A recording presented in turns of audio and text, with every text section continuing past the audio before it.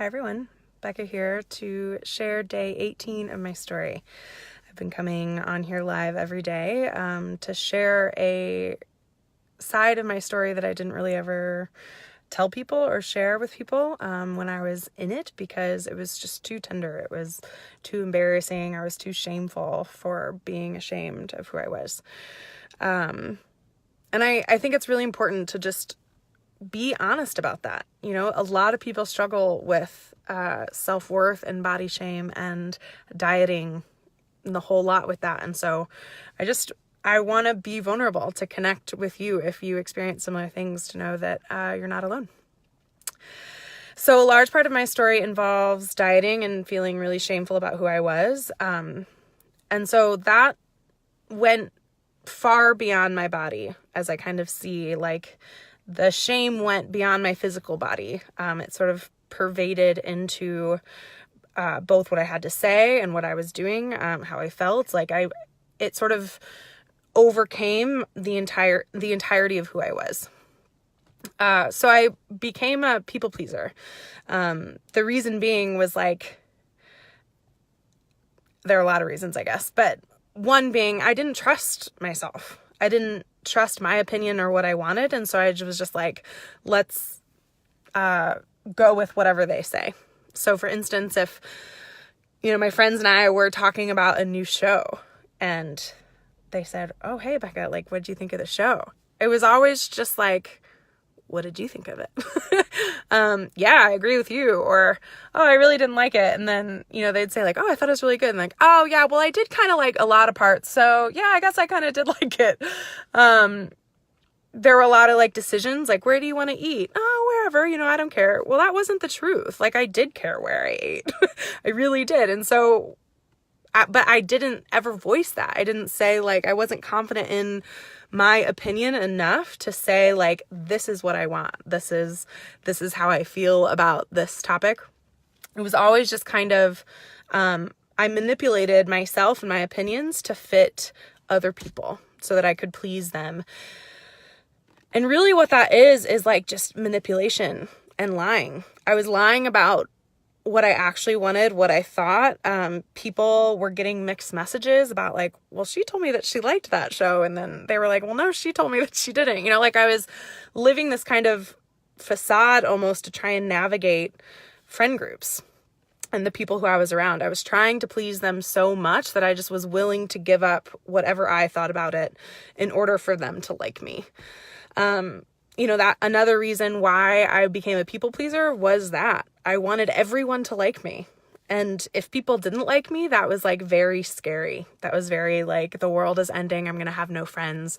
People are going to leave me. I'm going to be isolated. All the thoughts that came behind it. And so I just, like, I valued other people's opinions and other people's decisions over mine. And that's kind of what I mean is, like, it went so far beyond my physical body. Like, that's how it started for sure. But the thought patterns are still the same. Like, I need to fit myself into this role or into the society, and I should be ashamed about who I am and not be unapologetic about who I am. That's both in, like, the physical body, my mental body, and my emotional body. So I am, like, still unlearning how to people please. It's uncomfortable. It's uncomfortable to say, like, "No, I don't like that." And then them proceed to tell me all the reasons why they do. And that's just okay. Like, yeah, we disagree on that. Or, "Hey, it would really help me out if you could come do this." No, I can't do that. And I'm not sorry about it. I'm not sorry that I can't do it. In the past, if somebody asked me to do something, yeah, I'll figure it out. I will make it work. It was all just about them, my own needs, my own desires, my own time, my own sanity wasn't as important as what they needed. And, like, again, that's just a side effect of where it originated, which was my physical body. And that's kind of why this kind of issue is so important, because it's not just about the physical body. Like almost all of my clients come to me and then they see like, oh snap, there are so many other places where this is showing up. And for me, people pleasing was so closely tied to my self-worth about my body, but it didn't really look the same. You know, I was trying to fit my physical body into a mold, and people pleasing came in a different way. But it's all the same kind of belief. Like, their opinion, their body, they are above me. And so I should just make sure that that stays that way. If that makes sense. So since healing that, since coming into like my own truth, my own worth, I can be unapologetic about everything, about liking the things that I like, about wearing the things that I wear, about eating the things that I eat, doing the things, hanging out with the people. Like, it's broad how different that is now. And people, I mean, they haven't said to me, but like, I'm sure that people have issues about it because they're not used to Becca, who doesn't just conform to what they want.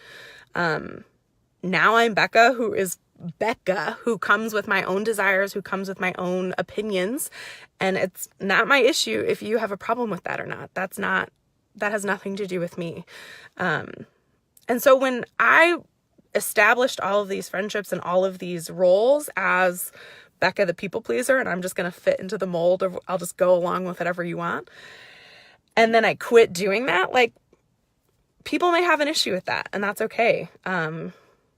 That doesn't make me less of a person. And by continuing to try to people please, it's really, really not in service to them either. Like, they then get an idea of who I am that's incorrect. They develop beliefs and understandings about our friendship that is based on false premises. And so I really, like, if you're a chronic people pleaser, if you are someone who just goes along, yeah, whatever you want, I don't care, yeah, do it. Just like, take a look at that. What would it be like if somebody said, like, where do you want to eat? And you just said a place. Yeah, like, I'm just thinking about that decision because, like, that would happen all the time. Food particularly, I'm very particular about food. But if people said, like, where do you want to go? And I would say, oh yeah, I don't care. And then we'd end up at some place that I didn't really want. I was just grouchy the whole time. And I didn't have any grounds of being pissed off because I was like, yeah, wherever we go, that's totally fine. And it wasn't that way. That wasn't the case. That's not actually truly how I felt.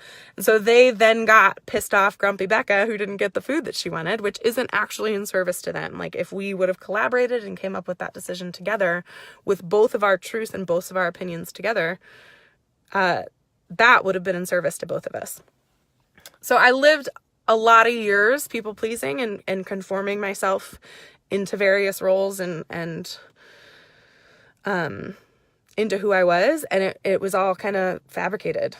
And that's taken some time to like unpeel and retrain. But that's kind of this way of living now of just like being unapologetic. Sometimes it takes friends and I like a very long time to decide where to eat or do things, you know, because if they mention something that I don't want to go to or see or any of that, I'm like, no, nah, not today. I'm not really feeling that, you know. And it was uncomfortable at first, but it's just, I've seen like how much happier I am.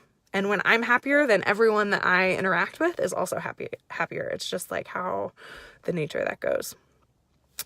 So if you are a chronic people pleaser, if you struggle to voice your opinion, if you struggle to say contradictory opinions to people, if you have a tendency to kind of give up a little bit of your truth and to fit into wherever you are, there's medicine there for you.